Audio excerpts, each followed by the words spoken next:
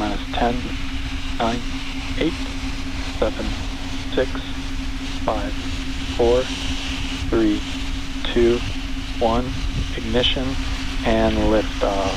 Go Falcon, go 124.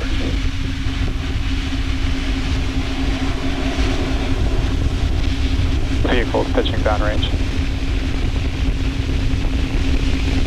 F1D, chamber pressure nominal.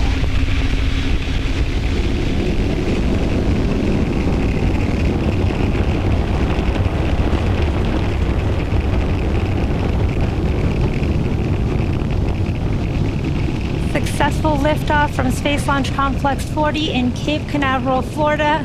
Love is in the air today, and now Falcon 9 is too.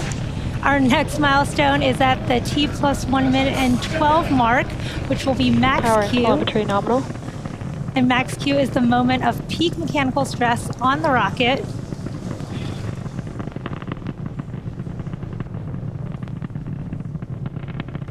Great views of Falcon 9 there. Mach 1. We're coming up on max Q in just a few seconds.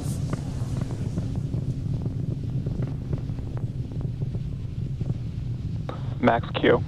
There was max Q, and you could see the really cool view of Falcon going supersonic. You could see that little sonic boom in the live views there. And coming up in just about a minute here are And that engine chill has started. 4 events in rapid succession. So the first will be main engine cutoff, and this is where all 9 of the Falcon first stage M1D engines will shut off in preparation for stage separation, which is when the first and second stages will separate, followed by second engine startup, which is when that Merlin vacuum engine of the second stage will start up to boost the payload to low Earth orbit. And then the last event is the boost back burn, where the Falcon 9 first stage will ignite to orient itself to head back to land. Now you can see these events will start in just about 10 seconds here with main engine cutoff.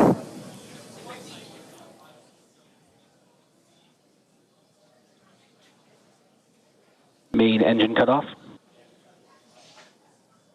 Stage separation confirmed. And back startup. Stage 1 boost back startup. There you saw and heard the confirmation of a successful main engine cutoff, stage separation, second engine start, and boost back burn start. You can see great views from the Falcon first stage. The grid fins will be deploying here shortly. And coming up is fairing deployment as well. And as a reminder, we won't see any live views from the second stage today, so we won't see the fairings deploy, but we will get confirmation of their deployment.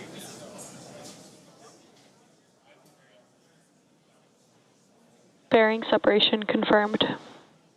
There you heard that call out for successful fairing deployment.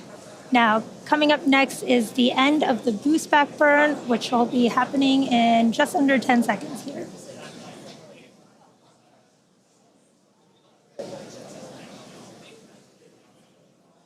Stage 1 boost back shutdown. There you heard that confirmation of the shutdown of the boost back burn. That is a good burn of the first stage. Now again, you are watching a live webcast for USSF-124, a collaboration. Both vehicles are on nominal trajectories.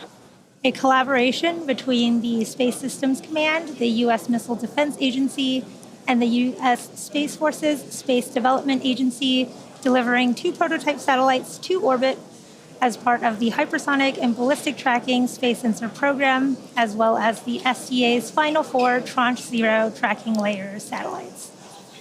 You can see our grid fins have deployed there, and these will help reorient that first stage as it makes its way back down to Earth. And you can see those puffs of gas, they're coming from the attitude control system, and that is nitrogen gas that is coming out. Now today we will be attempting to recover the Falcon 9 first stage back at landing zone 2. And in just a couple minutes, the booster will execute an entry burn followed by a landing burn. Now, both of these burns are meant to slow the booster down rapidly before landing. And if we do have a successful landing today, it will mark the 272nd landing of an orbital class rocket.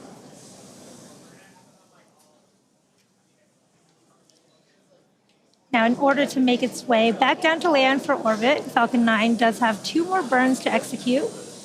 We already performed our boost back burn, so coming up next is the entry burn in just about a minute. And this is where 3 of the Merlin engines of the first stage will reignite, and this will help slow the stage down as it re-enters the upper parts of the Earth's atmosphere. And then the third and last burn is the landing burn, and this is a single engine burn that brings the vehicle speed down rapidly in order to land back on Earth.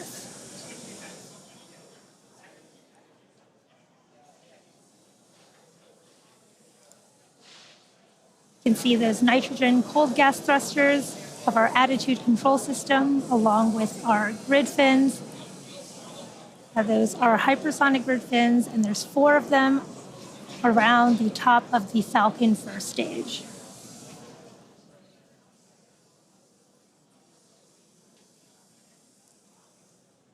We're coming up on the start of our first stage entry burn. This will be about a 20-second burn starting in just a few seconds.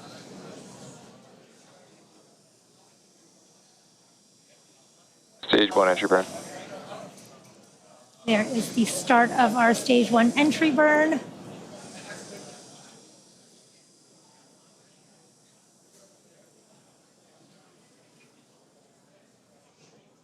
And this is a 3-engine burn that's slowing that first stage down.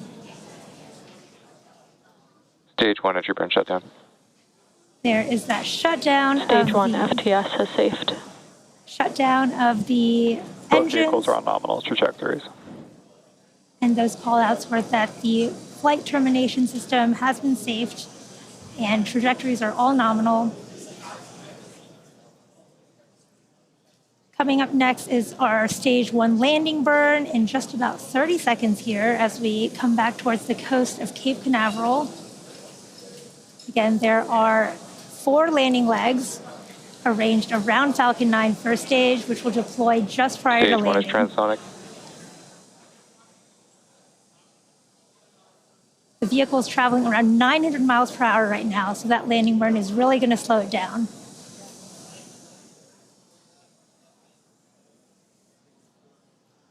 Stage 1 landing burn.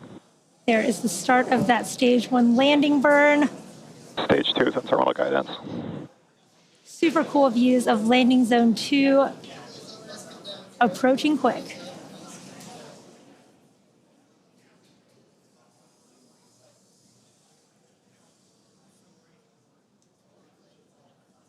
Stage 1 landing leg deploy. Stage 1 landing is confirmed. Stage 2 FTS has safed. Awesome views. There you have it.